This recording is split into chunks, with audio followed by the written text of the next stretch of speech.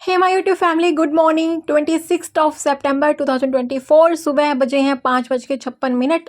इस टाइम पे हुई मेरी सुबह, क्योंकि मैं रात को सोई थी अराउंड 3 o'clock। सिर्फ 3-4 घंटे की नींद देके मैं उठ चुकी हूँ। किचन में बन रहा है हलवा। हलवे की तैयारियां हो रही थी। ब्रेकफास्ट में खाएंगे हलवा, उससे पहले पियेंगे जूस, फिर हलवा। उसके बाद दोपहर के लिए बन रहा है चावल और सांभर, और जो बच्चे का टिफिन जाने वाला है उसके लिए बन रहा है पास्ता। किसी ने मुझे कमेंट किया था कि दीदी मैं पढ़ाई तो कर लेती हूँ, टाइम भी निकाल लेती हूँ, लेकिन जब कोई मेरी बुराई करता है ना तो मुझे बहुत बुरा लगता है। आपको ना डियर मैं एक बात बोलना चाहती हूँ, इसको ध्यान से सुनना, फिर आपको किसी की बात का बिल्कुल भी बुरा नहीं लगेगा। लोग बहुत कुछ कहेंगे, कुछ अच्छा कुछ बुरा कहेंगे, कुछ तुम्हें फूल कहेंगे, कुछ काटा कहेंगे, कुछ तुम्हें बेहतरीन कहेंगे, कुछ बदतर कहेंगे, कुछ तुम्हें सुकून कहेंगे, कुछ तुम्हें उलझन कहेंगे। लोग बहुत कुछ कहेंगे। तुम फिक्र मत करना, जैसी जिसकी सोच होगी वैसा ही तो कहेंगे। इसलिए कमी आपके अंदर नहीं है, कमी उनमें है। वो खुद ऐसे इंसान हैं, तो इसलिए वो आपको भी ऐसा ही समझते हैं। तो आप क्यों बुरा मानते हैं उनकी बात का। आज सुबह मेरी कोई पढ़ाई नहीं हुई, लेकिन बेटे को स्कूल से छोड़ के आने के बाद मुझे अपने टारगेट कंप्लीट करने हैं। रात को मैं 3 बजे के आसपास सोई थी, इसलिए आज सुबह कम से कम 3-4 घंटे की नींद तो पूरी करनी थी। लेकिन वो नींद 3 घंटे की पूरी हुई, लेकिन फिर भी पूरी एनर्जी है। एनर्जी के साथ अभी अपनी पढ़ाई शुरू करते हैं। जब भी पढ़ाई करने बैठे पानी अपने पास जरूर रखना है। इससे आपकी जो आलस है ना वो दूर होता है। जब भी आलस आने लगे 2-3 घूंट भर लें, हाइड्रेशन भी मेंटेन रहेगा और आलस भी नहीं आएगा। जो मैंने फ़ोन में आपको नोट्स बनाने बताया था, फिर रिविज़न करना बताया था, किसी ने पूछा था कि जो फ़ोन में आपके नोट्स हैं वो आपको PDF कहाँ से मिली।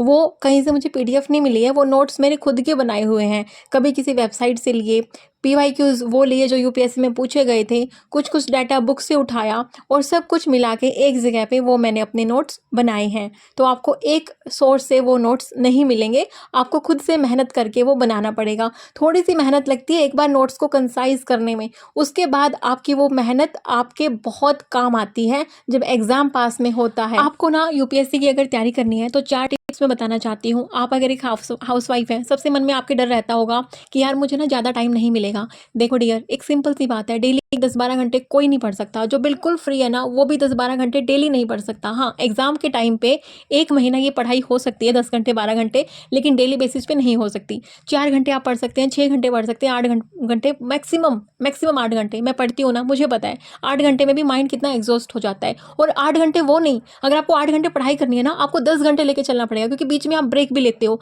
आप पानी पीने के लिए उठते हो, आप वॉशरूम जाने के लिए उठते हो, तो इसलिए वो ब्रेक पढ़ाई में काउंट नहीं होंगे। तो सबसे मेन बात ये मिथ है ना, जो मन से वो निकाल दो। अगर आपके पास 2 घंटे है ना, तब भी आप UPSC की तैयारी कर सकते हो, लेकिन कंसिस्टेंसी मेंटेन करके रखनी पड़ेगी। दूसरी यही चीज़ पे मैं बोलना चाहूँगी कि कंसिस्टेंसी कैसे मेंटेन करें। रात को सोने से पहले अगले दिन क्या पढ़ना है वो बुक आपकी स्टडी टेबल पे होनी चाहिए, जहाँ पे आप पढ़ते हो। पहले ही माइंड में सेटअप होना चाहिए टेबल से उठने से पहले कि नेक्स्ट टाइम जब मैं टेबल के पास पढ़ने आऊँगी तो मैं कौन सा सब्जेक्ट पढ़ रही होंगी।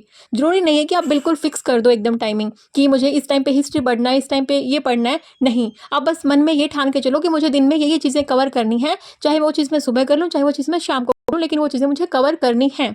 तीसरी चीज़ कि कोचिंग की नीड होती है। हमारे घर वाले कोचिंग सेंटर नहीं भेजेंगे। तो देखिए, UPSC के लिए कोचिंग की नीड तो बिल्कुल भी नहीं है। इसकी तैयारी मैंने खुद करके अभी देखी है, इसलिए मैं आपको बता रही हूँ। NCERT इसमें पढ़नी पड़ती हैं। NCERT का लेवल ऐसा है कि जो आप अभी पढ़ के किसी बच्चे को पढ़ा भी सकते हो। तो क्या वो चीज़ आप खुद के एग्जाम के लिए तैयार नहीं कर सकते हो? आराम से तैयार कर सकते हो। बस आपके मन में वो ना भ्रम बैठ गया है कोचिंग वाला।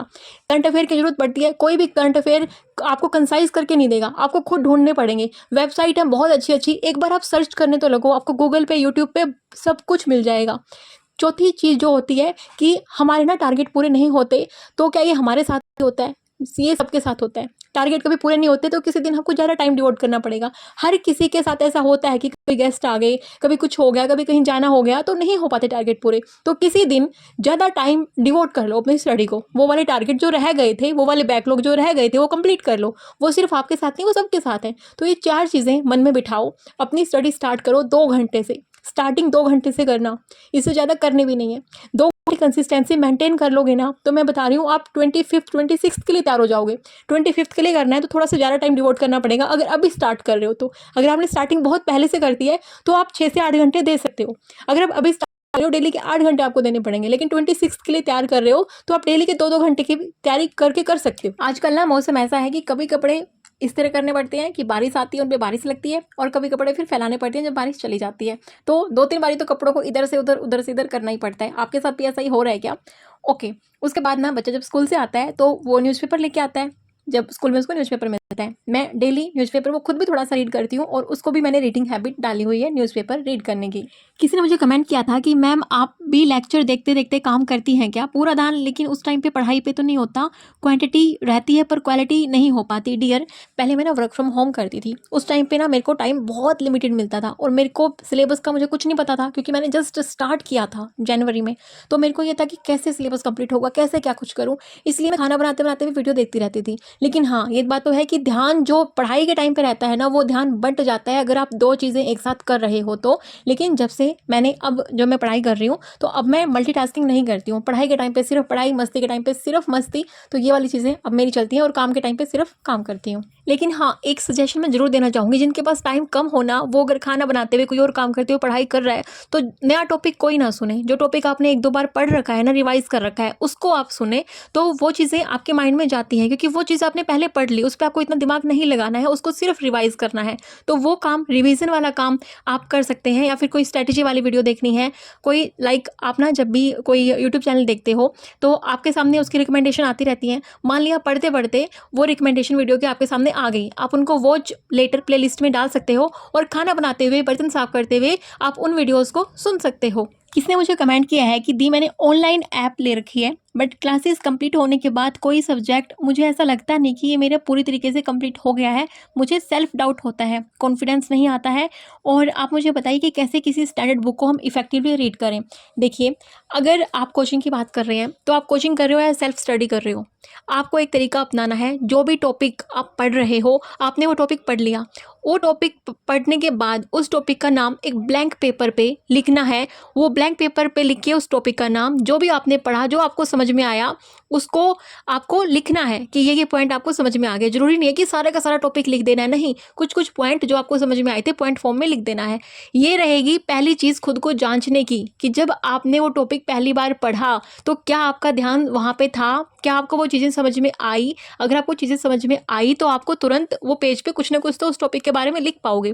दूसरा जो स्टेप आपको करना है कि उस टॉपिक पे गूगल से MCQs फाइंड आउट कर लेना, क्वेश्चन फाइंड आउट कर लेना, वो क्वेश्चन लगा के देखना, वो क्वेश्चन आपके ठीक हो रहे हैं, इसका मतलब आपको वो टॉपिक समझ में आ गया है और अब आपको उसकी रिवीजन की नीड है।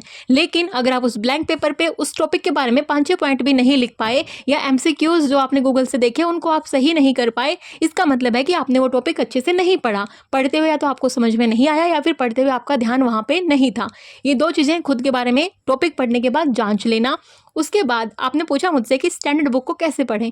स्टैंडर्ड बुक कोई भी आपकी, सबसे पहले उसके बुक में लास्ट में क्वेश्चन दिए रहते हैं। मेरा ना स्टार्टिंग से एक तरीका रहा है पढ़ने का, मैं कभी भी 1 पेज से स्टार्ट नहीं करती, कि किसी चैप्टर के फर्स्ट पेज से स्टार्ट नहीं करती। सबसे पहले मैं उस चैप्टर को देखती हूँ, उसकी हेडिंग को देखती हूँ, उसके क्वेश्चंस को देखती हूँ। क्वेश्चन से ये पता लगता है कि ठीक है, इन बातों पे ध्यान देना जरूरी है। फिर उस चैप्टर को रीड करती हूँ, फिर समझ में आता है कि ठीक है, इस तरीके से इन बातों पर ध्यान दिया। अब फिर वापस मैं क्वेश्चन अटैम्प्ट करके देखती हूँ। NCERT पढ़ने का भी यही बेस्ट तरीका है। तो आप जो कोई भी NCERT की पढ़ाई कर रहा है ना, इसी तरीके से पढ़ाई करना। सबसे पहले क्वेश्चन देखना, उस क्वेश्चन के हिसाब से उस चैप्टर को पढ़ना, फिर उस क्वेश्चन के आंसर करने की कोशिश करना, आपको वो NCERT का चैप्टर तैयार हो जाएगा। यहाँ पे ना हस्बैंड की ऑफिस से उनके कुछ कलीग आए थे, जो उनके अंडर आए हैं थोड़े टाइम पहले ही, तो उनको यहाँ पे क्वार्टर मिला था, तो वो देखने के लिए आए थे, फिर वो घर पे आ गए थे। और इसी ठहाकों के साथ आज की इवनिंग कुछ इस तरीके से रही है। बहुत मस्ती की, बहुत बातें की। किसी ने मुझे कमेंट किया है कि हेलो डियर, मेरा नाम भी प्रियंका है, मुझे आपसे बहुत मोटिवेशन मिलता है। महाराष्ट्र गवर्नमेंट की एग्ज़ाम की तैयारी कर रही हूँ। डेली 4-5 घंटे पढ़ाई के लिए निकल जाते थे, लेकिन अभी बेटा बीमार हो गया, बेटी के एग्ज़ाम चल रहे थे, मुझे पढ़ाई के लिए टाइम नहीं मिल पाया, और दिमाग में ये ख्याल चलता रहता है कि मेरी पढ़ाई अच्छे से नहीं हो पाई। डियर, ये होना एक जाहिर सी बात है, लेकिन आप ये सोचिए कि जो टाइम मिला ना, उसमें आप पढ़ाई करने की सोचिए। आपको कभी टाइम नहीं मिला, आपकी पढ़ाई नहीं हुई। अब जब आपको टाइम मिला हुआ है, उसमें आप सोच रहे हो कि मेरी उस टाइम पे पढ़ाई नहीं हुई, तो आप मिले हुए टाइम को भी गंवा रहे हो। इससे बेटर होगा जितना भी टाइम मिल रहा है उसमें आप पढ़ाई करने की सोचो। आपके पास कम टाइम है तो एग्ज़ाम के लिए जो इंपॉर्टेंट चीज़ें हैं ना, वो पहले कवर कर लो। किसी भी एग्ज़ाम के लिए ज़रूरी नहीं है कि हमें 100% सिलेबस कवर करना होता है। सबसे पहले प्रीवियस ईयर क्वेश्चन देख के, सिलेबस को देख के वो वाली चीज़ें करो जो एग्ज़ाम में शॉर्ट पूछी जाती हैं और बहुत इंपॉर्टेंट हैं, तो वहाँ से आप मार्क्स अच्छे से गेन कर पाओगे। इसलिए आपको स्मार्ट स्टडी की ज़रूरत है। और यहाँ पे मुझे पढ़ाई करते करते मिला एक सरप्राइज़। हस्बैंड मेरे लिए लेके आए थे ये वाला ईयरबड। ये ना बहुत अच्छा लगा मुझे। इसको मैं आपको खोल के दिखाती हूँ।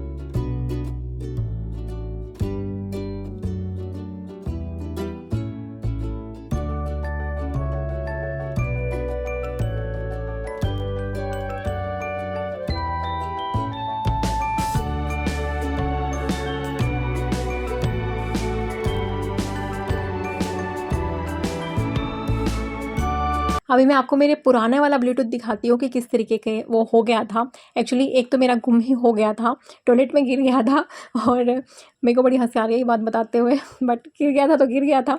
और एक ही था जिससे मैं काम चला रही थी, बट अभी मेरे को नया मिल चुका है तो अभी नए वाला यूज़ करेंगे। उसके बाद 9 ओ क्लॉक के राउंड मैंने अपना समअप कर दिया था पढ़ाई वगैरह सब कुछ। और हस्बैंड यहाँ पे बना रहे हैं कुछ आर्ट एंड क्राफ्ट। मैं आपको लास्ट में दिखाऊंगी उन्होंने क्या बनाया। अभी 2 अक्टूबर आने वाला है तो स्कूल का ही आर्ट एंड क्राफ्ट है, तो बच्चे के लिए वो बना रहे थे, स्कूल में लेके जाना था उसको। और यहाँ पे आयुष का एक ही काम है कि जब भी मैं कहीं जाती हूँ अंदर तो वो छुप जाता है, फिर मुझे बोलता है कि ढूंढो। और बच्चे को ढूंढना ना इतना फ़नी गेम लगता है कि आपको पता है कि कहाँ पे है, लेकिन फिर भी 4-5 मिनट आपको भूमिका बनानी पड़ती है जिससे आपको पता ही नहीं है कि कहाँ पे छुपा हुआ है। और फाइनली उन्होंने इस तरीके से अपना ये कंप्लीट किया था।